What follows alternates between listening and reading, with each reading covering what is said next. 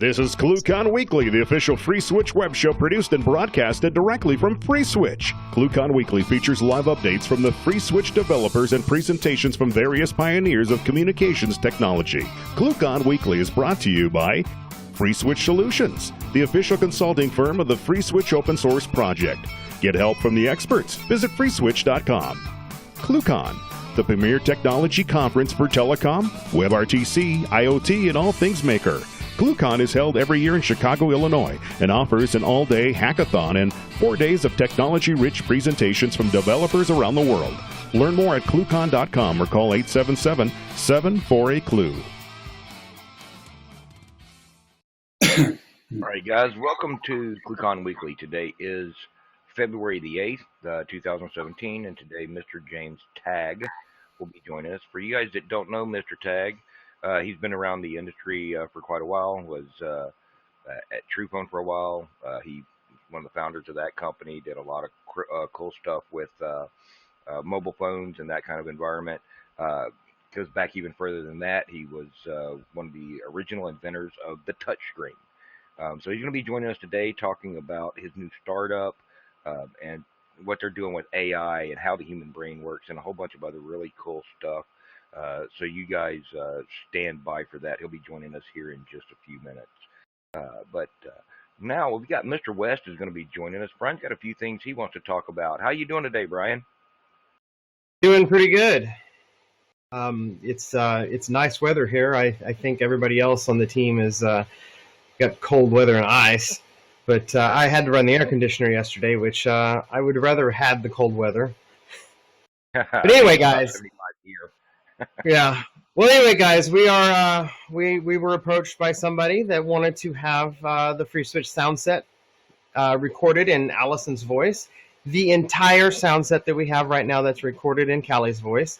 We have already raised half the money, and we've started a GoFundMe to raise the rest of it so that we can finish paying Allison for those sound sets. The link for the GoFundMe will be put below. And I've also sent an email to the mailing list. If you guys have any questions, just reply to the email on the list or send me an email to brian@freeswitch.org. I'll answer what I can. And that's pretty much it, Ken. All right, cool. Question for you, Brian. How did the GoFundMe end up for the Free Switch meeting last week? We met our goal and a little bit more. That's super cool. So thanks to all those guys that helped Brian and the team out with that. Yeah, so the other thing is my rental last week got a shopping cart crammed into it and busted the taillight. So that's going to be fun to pay for. Oh, no. That's what you get the rental insurance for, dude. That's what I have my car insurance for.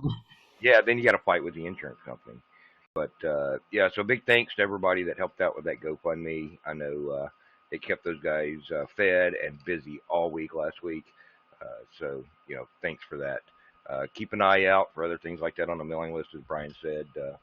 He's got some more stuff coming for you. Coming up next, we have Miss Kathleen King. How are you doing this week, Miss Kathleen? I'm doing pretty well. I'd like to throw out another thank you for everyone that kind of helped with that summit and contributing. We really do appreciate that, and it really helps out. And then my announcements this week, we have a few ClueCon related announcements. Speaker sign up is open. We've already received a number of proposals, but we are still accepting more. Get those in quickly. If you'd like to speak at ClueCon, we'd love to hear from you. And sort of get that sorted. And then we'd like to thank ObiHi, Newfie Styler, VoiceTel, Hyastar, Simwood, and OricX for your so far for your ClueCon 2017 sponsorships. We have a fantastic conference planned this year, and we're very excited about it. So thank you to those companies out there that have already gotten on board, and we should have some more coming up for you pretty quickly. And I think that's it for me, Ken.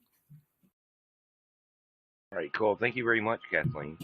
So coming here, so we got a lot of stuff going on in that arena. So if you want to get updates from Brian, Kathleen, the rest of the crew, make sure you follow us on Twitter @FreeSwitch or @ClueCon. And you can also like us on Facebook and that way all the updates will show up in your feed there. So don't forget to do that and get all that information that's coming out. So now joining us, we have Mr. James Tagg. James, how are you doing today, sir? I'm very good, thank you. Nice to be here again. Oh, it's great to have you back here again. So, what's this new startup that you've got going on? Well, I'm doing a mashup between AI and communications, and hoping to do something that sort of flips AI around on its head. So rather than having bots help us do things, we have us helping AIs do things. That sounds pretty interesting there. So how far along are you into this venture? Well, it's a startup, and don't go googling the website yet, because the website's not up, but it'll be up in a couple of days. So we're really at the beginning. We have done a bunch of the theoretical mathematics behind it, and we now are in the process of actually putting up a service. Cool. So if I understand right, you have some slides and stuff you want to show us to get us started good? Yeah. We can go through some good fun PowerPoint. Yeah. Well, just go ahead. We'll get going with that, and then I'll let you kind of take it away. Guys, if you have questions, you can ask those in the Hip Chat channel and that kind of thing. And then once James is done here, we will be taking questions, so you guys get those questions ready for when we get down to the end. Get your screen share up there, James. Right. And go ahead, sir. Let me just let that go away. Okay, so as I said, we're doing a setup that is blending AI and communications together, and ends up making sort of sentient communication engines, SENs. So let me just kind of give you the background and where we are and how we got here. So obviously AI is very topical at the moment, because AIs have been beating human beings at everything. And you have the DeepMind mission, which is invent really good artificial intelligence and then solve everything else. And so that's a pretty audacious goal. And it brings up some worries as to what do we do? Do we become pets for the AIs? And obviously, if we're no longer the top of the food chain, that's always a worry if you're an animal being moved down the food chain. So I was inspired for a lot of this work by Roger Penrose, who is an English mathematician. He's probably the second most famous physicist in the world behind Stephen Hawking. And he invented things like the Penrose staircases and these sort of wacky images. But he also talked a lot about sort of what human intelligence is, why we're in, what it means to be human. And so one of the things I'm doing at the moment is actually starting a Penrose Institute, looking at elements of the human brain, human intelligence, quantum biology, and physics. So that's kind of what I'm doing in my spare time when I'm not doing the startup. And I'll answer some questions about that in the future when we have it a little bit more gelled.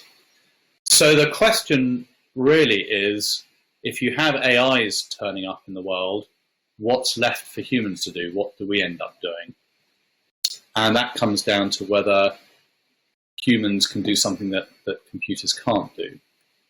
And so I like to sort of look at humans being able to do creativity. So if you look at some of the classic creativity problems, this is the dots problem. And loads of you will have seen this before. The question is, can you draw through all of the dots with a single line? And the answer, and the standard answer, is yes. You have to think outside the box, classic outside the box thinking, and you can do that. But you can be much more creative with the problem. So it's possible to do it with 3 lines. You just have to change the size of the dots. There's no requirement that dots are small. And then a little girl wrote into the design school this is out of Stanford, and said, oh, it's possible to do this with just 1 line. It just has to be a really fat line. So she wrote in with that and subsequently went on the course when she grew up to 18, 19 and got into Stanford. So where is AI? Where's artificial intelligence at the moment? Well, it's getting extremely good. Certainly for image classification, it is better than human beings. So only a few years ago, separating cats and cheetahs would be 60% right. Now computers can do it 95% of the time, 97% of the time, and rising. You can actually, this is Deep Dream, you can actually sort of run the algorithms backwards. So you can run a little process which says, what would be the perfect image to be recognized between I think it's a seal and a dog here. What's the perfect image? And this is the perfect image. This would score 100%. So you can see there's something very interesting going on inside an AI's mind, if we can call it a mind. And a guy at the university in America has then gone on to look at all the ways you can fool AI vision systems. So in each of these pictures, the computer thought that it was a car wheel or an obelisk or a comic with almost perfect certainty. And yet you and I can look at these things and go, no way, that's just some sort of clever trick to trick an algorithm. And so it turns out that algorithms can be tricked quite easily. And the thing about human beings is that we don't get tricked in that way. We seem to have something else going on. A couple of other places you can sort of see this going on. Chess games. So if you present this chess game to a human being, they look at it and they go, oh, this is a pawn wall here, right? It's just a draw. There's no way of getting through there. But Deep Blue failed with this position many years ago, and London lost the game. So again, humans seem to do things in a different way than machines. And then in the sort of empathy land, you have questions like, what is love? And computers may answer a noun. And again, we don't make those mistakes unless, of course, we make them for humorous purposes. But computers do seem to sort of not understand fully what they're doing. And it's this sort of understanding thing. So a very quick way to see the difference between the way we think is this sort of word substitution problem. So in a word substitution problem, you're trying to get from cat to dog, and you're allowed these permitted substitutions, C, A, and T go to D, O, and G. And you and I can see immediately that cat equals dog based on this. But the way a computer thinks is it simply goes through all the permutations, and then it eventually finds that cat equals dog. So it just computes it. So it seems that the way that we think, the way that computers think, are fundamentally different. And the question is, does it matter? Well, it does matter, because as problems get harder, they get to a point where computers can't solve them, in principle. So this is a very simple word substitution problem that a computer cannot, in principle, do. It can't see whether the two strings are equivalent. And I should explain a little bit about what we mean by non-computable problems, or things that computers can't do. I don't mean that they're hard. So in the classic kind of system, you have P problems and NP problems, or NP complete problems. And you all know that if you can prove that P equals NP, you get $1 million from the Clay Mathematics group. But there's a whole bunch of problems in recursive maths, non-recursive maths, up at the top of the tree, which a computer can't do at all. And our suggestion is that that humans can do these things. And of course they can do them because they do solve mathematical puzzles, they solve theorems, they can solve those word problems in general.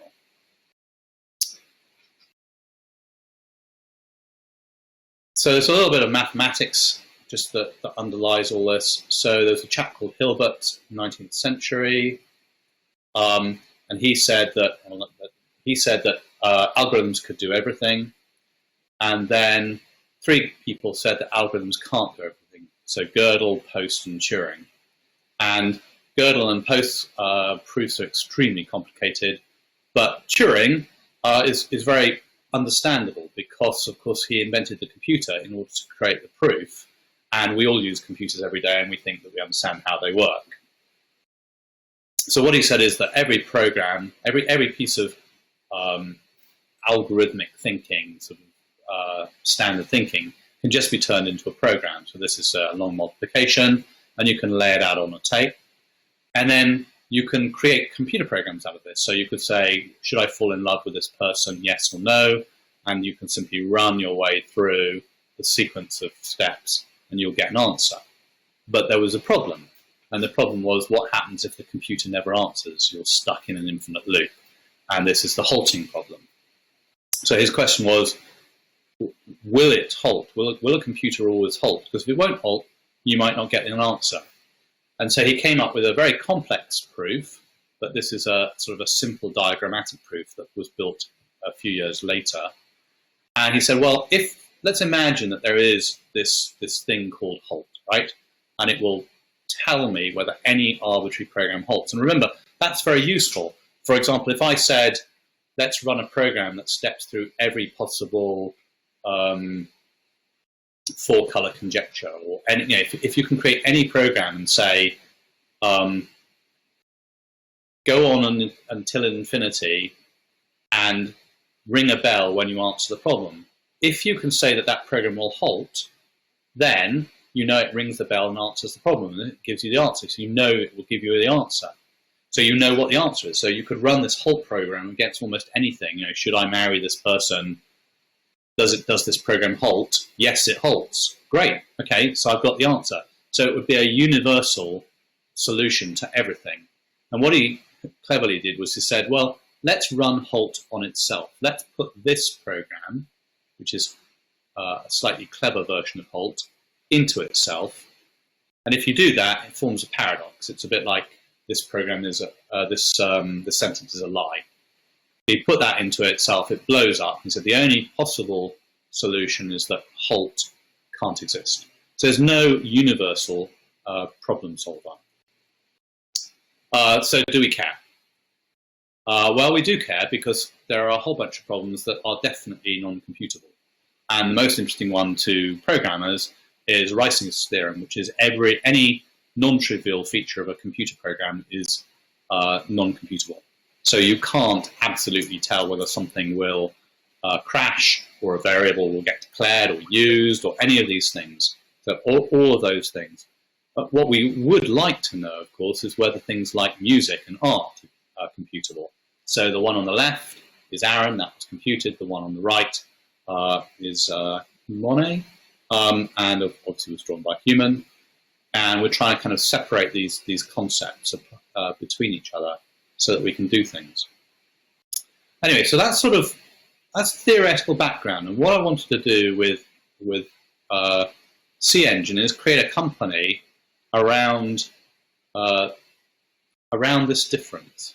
Okay, so it's a couple of things we're doing. First thing is we're actually looking at people's brains. So we're putting out puzzles that are these non-computable puzzles, so word problems rather than Sudoku, and then putting people in an fMRI or an EEG and looking at their brains as they do things that are possible for a computer but hard, like Sudoku. They're just complicated problems. And word problems which are impossible for a computer. We're going to try and see whether we can spot the creativity center in people's brains and then help people exercise it to be better. But the other thing we can do is we can look at the AI problem. So the AIs often fail. So if you have a human speaking to a customer services agent and she says, what is love? And he says a noun, right? That's clearly a failure. And you can see that that's a failure in a couple of different ways. So the first thing is we're building some maths that looks at AI questions to see whether they are non-computable in structure. And if they're non-computable, you're going to get a wrong answer. At least you're going to get a wrong answer the first time you give it to an AI. You can always, once you give something non-computable to an AI, then work out how to solve it with humans and then build an AI that can solve it. That is what a computer programmer does, right? You get a problem explained to you, you write a computer program, it solves it in general, some new thing turns up, and the computer program doesn't know what to do with it, so it fails in some way. That's called a bug or a feature request, depending on your point of view. So you bug or a feature request, and then we put it out. So the question is, can we do this sort of iterative fixing of an AI algorithm in real time? So this is the Senjin system that we're building, and what happens is that a human moderator over here is watching this interface, and this interface is multiple sends talking to multiple people. They might be talking about your taxes, they might be a lawyer advising or whatever, but this is an AI lawyer or an AI tax advisor advising you or teaching you how to write a program or whatever, right? This is here. And what we do is we look over time and we see that the algorithmic complexity is going up. It's getting hard.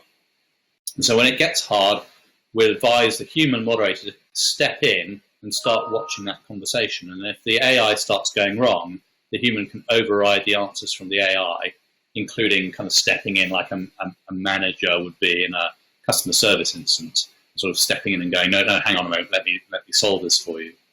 And the second thing, of course, is that if you miss the problem, if the human starts getting very upset, we can see that in their tone of voice and body language. And there's enough tools out there now that you can buy that can actually just look at a human face and say, no, this human's not buying it. They've lost it. They're not very happy. The words they're saying and the tone of voice that have come apart. And so it's gone wrong. And again, we can get the human to intervene. It's a slightly different intervention because things have gone wrong. There's been an answer that's been made that the human didn't like.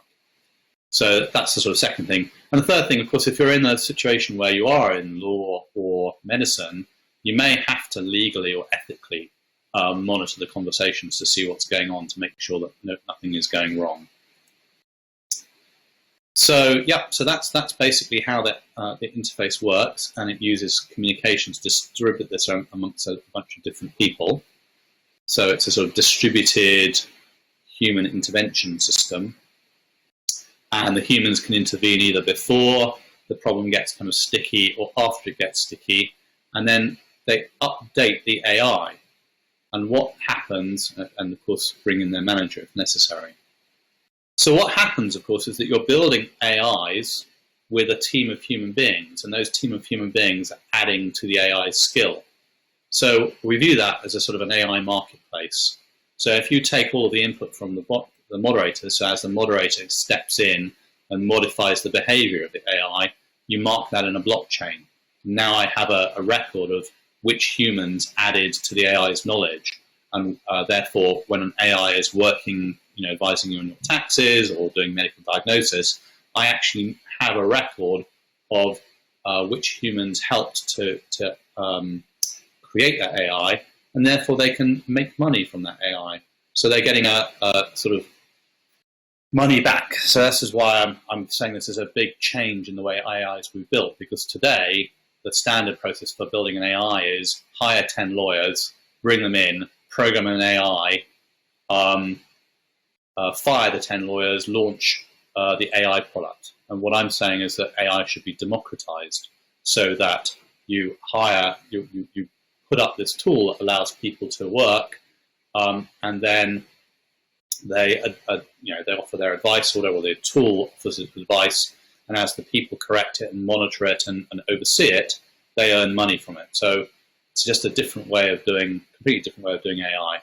And you can see that there are a variety of different applications for this, as simple as a personal friend or a sophisticated video answering machine that can answer the phone for you, medical counseling, low-intensity medical diagnosis, high-intensity medical diagnosis. I guess you could even use the driverless car, but I'm not terribly keen to do ultra real-time stuff at the moment. But you never know. We'll see what sort of comes up. We have a couple of interested customers already wanting to just deploy this in the sort of Well, I can't tell you where, but we have a couple of interested parties. So it's sort of AI reimagined. We have these sends, it flips AI around. You teach your AI to do things and help it rather than it being a bot that helps you. And you can contact me. The email is up. The website's not up yet. You can obviously read my book, The Androids Are Dreaming Yet, which has a lot of the mathematics and physics background to it. I should point out it won an award from Kirkus a couple of years ago as named the best books of 2015, most likely to make you think. Anyway, so that was a bit of fun. I will open it to questions, and I have some backup slides for some of the obvious questions that are sometimes asked. All right, guys. So, question for you, real quick, James. You said you're not real keen on the ultra real time stuff yet. Where do you see that coming? How far down the road do you think before we see something like that? I think we'll spend a few months doing some of the lower impact stuff, and then some of the, because the ultra real time stuff, what I mean by ultra real time is I'm driving a car in the streets in real time. So I think the application of the mathematics, you could start applying it straight away. So you start monitoring what's coming in, saying, you know, what's the complexity level of what's coming in? Is it likely to fool the AI? The question is bringing humans into the loop in real time to make decisions on the fly will take some degree of robustness of the system. So I think I'd want a robust communication system behind it before doing that. But scanning and monitoring systems to see whether there is some danger impending, we could start doing straight away. I mean, as you do these things, you're building a training set. Right, and along that model, as you're introducing humans into this, how do you account for what do you guys do to kind of what's the term I'm looking for? Look for that lag from the notification to the human actually responding on it in a more real time environment. For instance, a perfect example is this: is everybody uses those little chat bots on their websites or the little chat contact support thing, and it never fails. The human on the far end, the customer in this case, looks away from that browser, misplaces it, whatever, and then they come back 20 minutes later and it's like, oh crap, the guy was waiting on me. And it's just a matter of having enough human beings. And remember that when you're chatting or online with one of these chat tools, you're talking to a bank of real humans, right? That means that very often it takes 20 minutes to get a real human to answer you and so on. The problem with chatting to a bot is a lot of the answers you get are just nonsense. And you get very frustrated. So what we're doing is a force multiplier. So if you have 4 humans, they're sitting behind the AI, and the AI is saying, I think I'm going to need help soon. This person's asking me something in a complicated domain, which I know from experience, this level of complexity usually causes me to fail. Okay, so it can start queuing up the humans, and there are some sort of cool things in the patent like padding.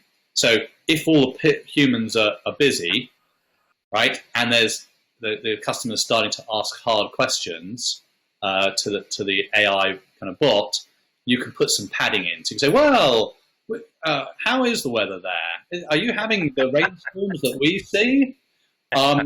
Just look at your computer a moment and just make sure that you've plugged it in at the wall, and all the sorts of social interaction. Because what we're basically doing is, you know that a human is needed, and you're just waiting for the human to come free.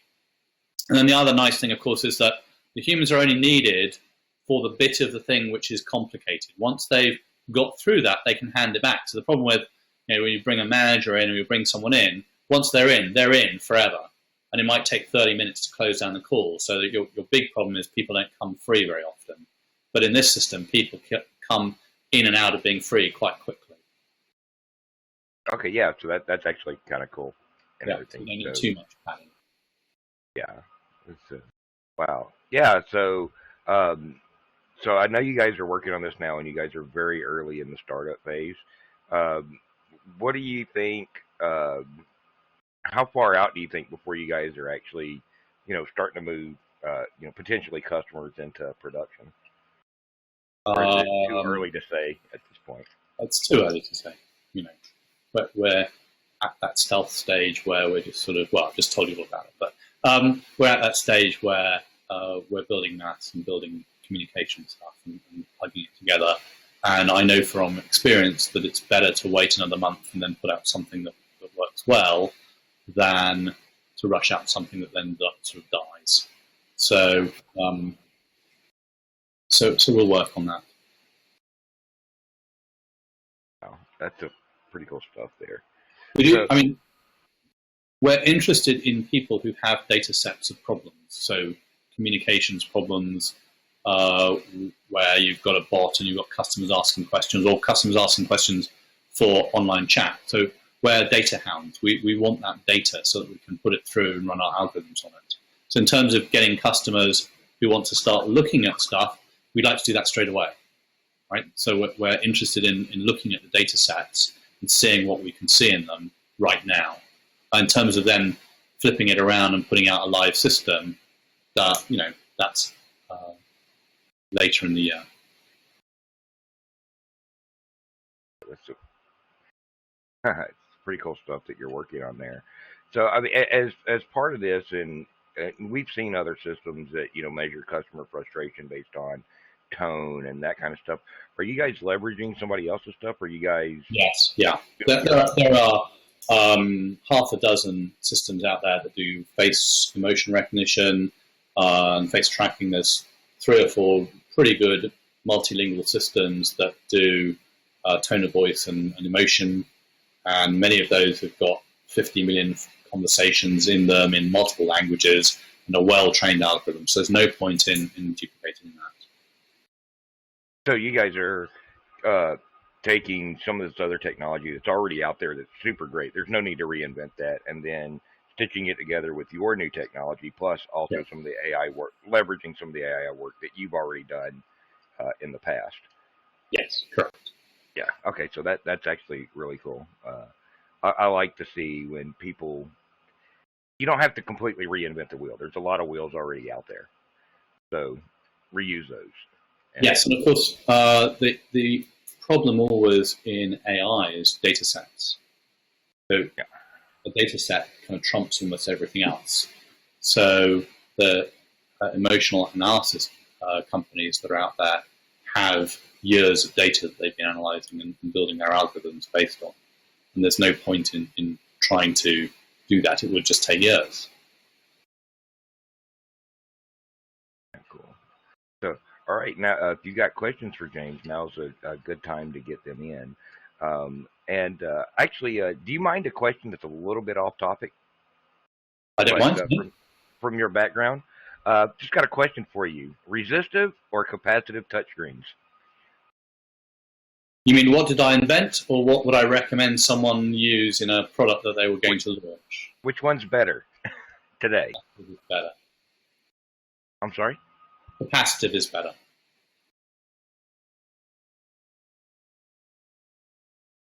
All right, guys. No questions for James?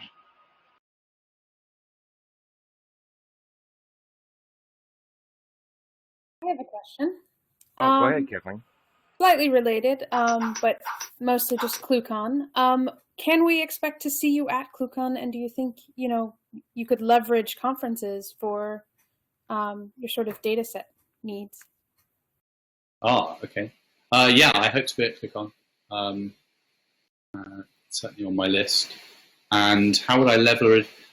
Well, I guess you've got a lot of people talking to each other and asking each other questions. So I guess we could look at some of the talking head stuff there and see what we can analyze from whether people are understanding or not.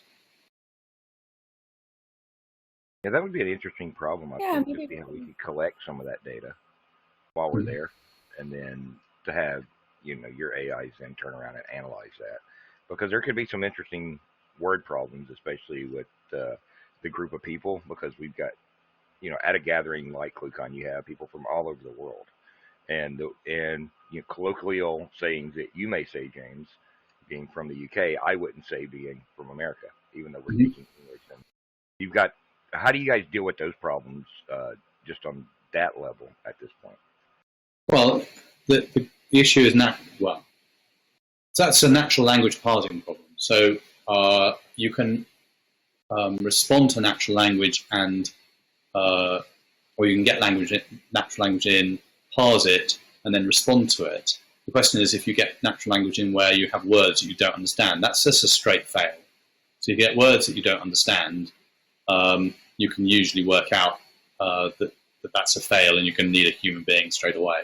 You have these different sort of failure modes. So hard fails like that, the AI has just failed, and it knows it's failed. There's a sort of the complex maths ones where the AI thinks it's absolutely right, but it's absolutely wrong. It's been tricked by the data set that's coming in. And the question is whether you can apply maths to see whether the data set coming in is likely to be a tricky data set.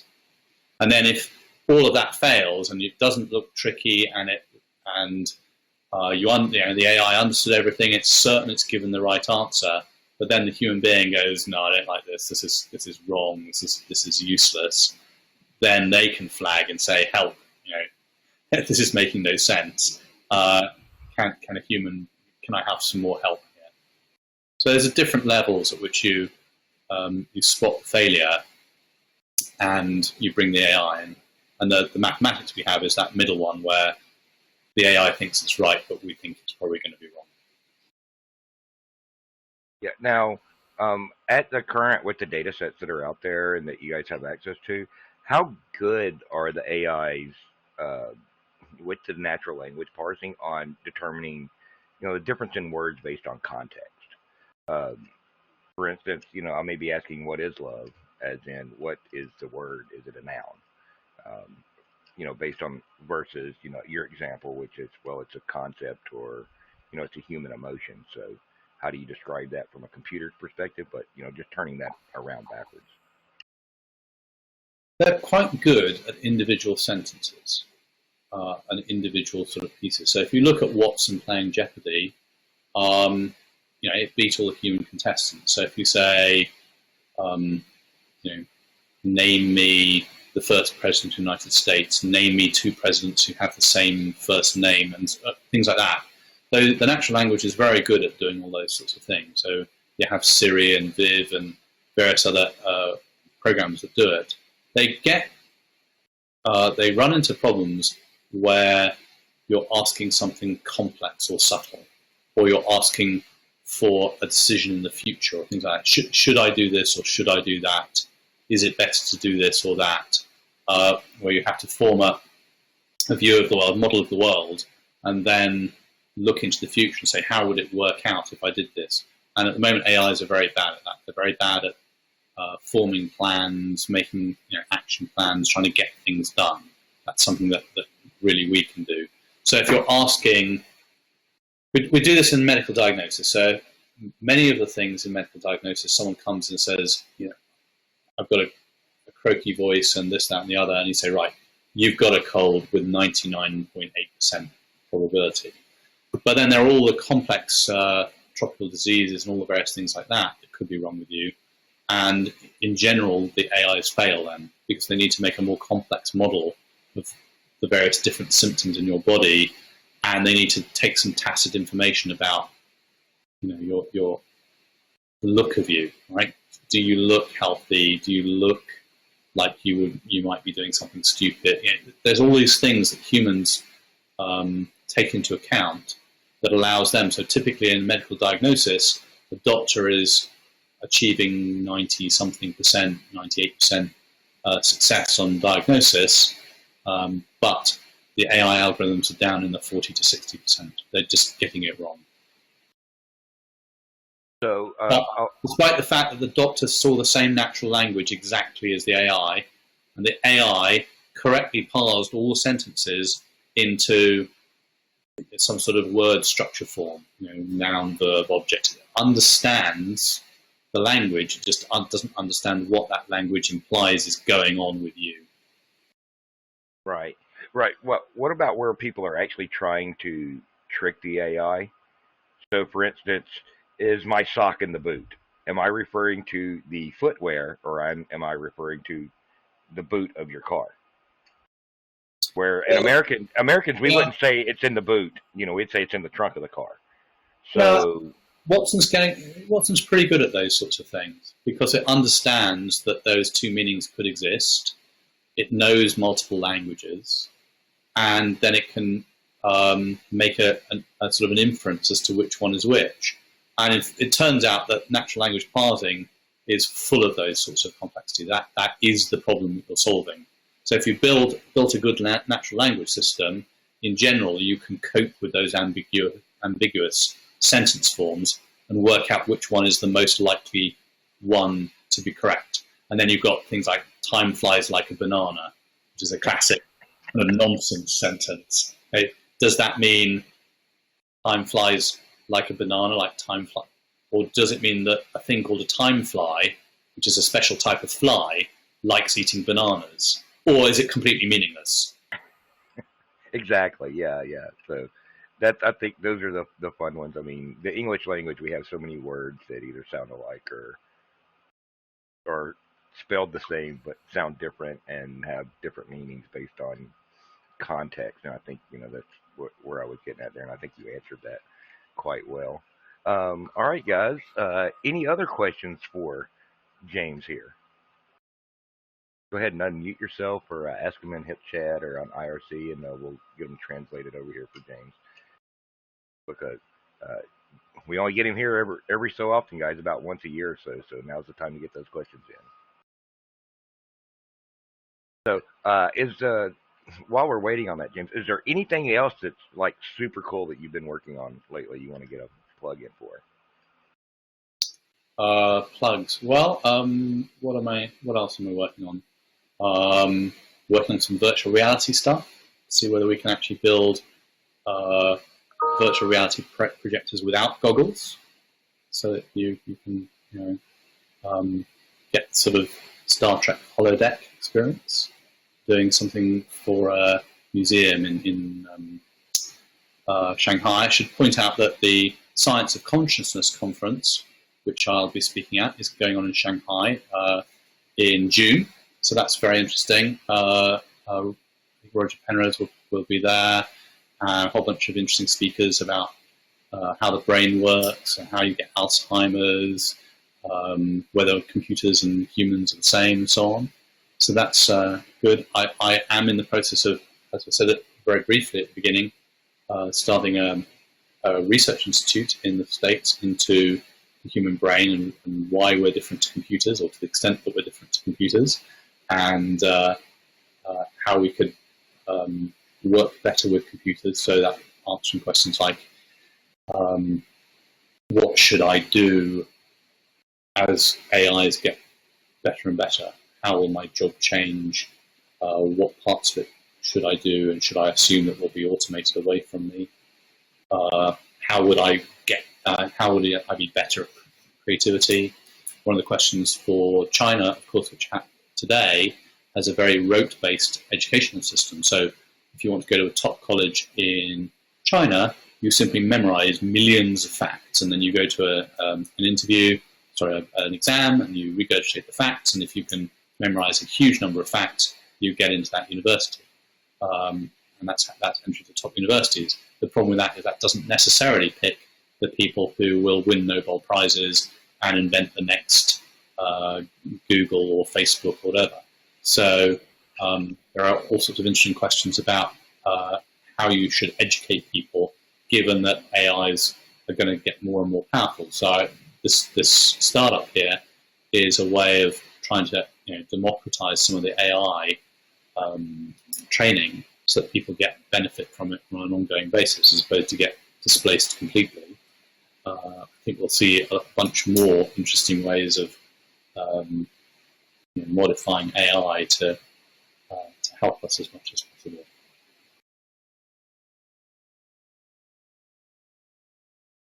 So, well, all right. So I think we pretty much ran out of questions here, James, and everything. So for you guys that want to get more information on that, you guys hang out and watch.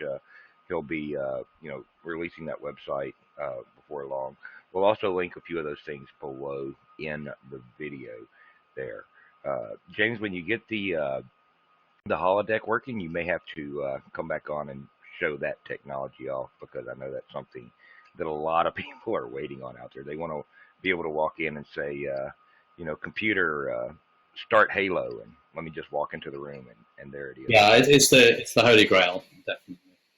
Yeah, so that'll be super cool.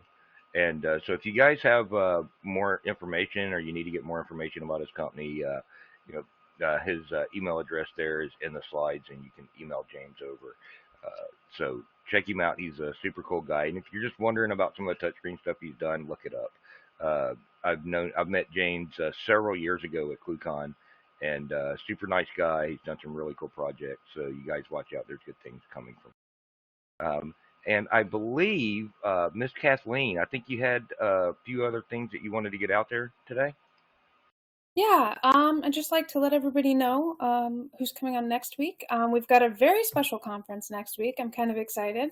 We're gathering together some of the women in VoIP, and I know we're out there. There's not many, but we're there. So we're kind of going to get together and all in one place sort of talk about our experiences and just sort of say hi. And then after that, on the 22nd of February, we have Emil Ivov joining us. And we have a very full schedule, actually, of ClueCon Weekly up until really the first week of April. So just a heads up, if you guys would like to present on ClueCon Weekly, please reach out to us. Reach out, let us know. Or if there's someone you'd like to see, let us know, give us their name. We'll reach out to them and see what we can do about getting them on and presenting. And thank you, James, so much for presenting today. It was very interesting. Yep. And that's it, Ken. All right. Cool. Thank you very much, Kathleen. So we're going to go ahead and wrap up this segment of today.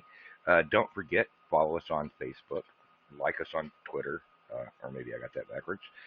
Don't forget to click that subscribe button down below. When we post new videos, you'll get an alert from YouTube that way, and you can also see some of the things that we've got coming up there on the Free Switch channel at YouTube. So subscribe to that and get those things going. Thanks, guys, and we'll see you next week. You've been watching ClueCon Weekly. Tune in every Wednesday at 1 p.m. Eastern Time, or visit us online. Please follow the Free Switch team on Twitter and Facebook by visiting our site at freeswitch.org.